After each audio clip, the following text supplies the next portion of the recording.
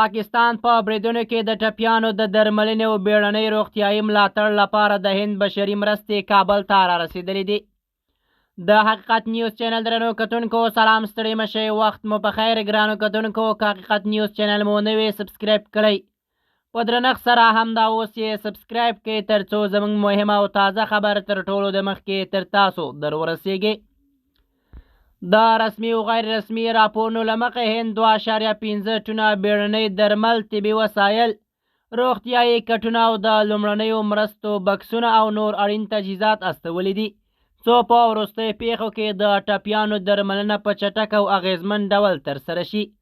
دغه مرستې په ځانګړې توګه د هغه روغتیایي مرکزونو ته سپارل کیږي چې د ټپیانو د درملنې اصلي بار پر غاړه لري. سرچینې وایي چې دا مرسته وروسته له هغې راورسېده چې کابل کې د یو شمېر سیمو په ځانګړي ډول د درملنې پر یو مرکز بریدونو راپورونه خپاره شول چې له امله یې لسګونه کسان ټپیان شول.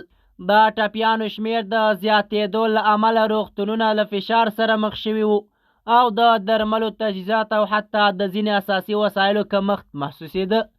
هندي چارواکو په خپلو څرګندونو کې ویلي چې دا مرستې یوازې د بشري همکارۍ په چوکاټ کې برابرې شوي دي او هدف یې د هغه خلکو ژوند ژغورل دي چې د جګړې او تاوتریخوالي له امله زیانمن شوي دي.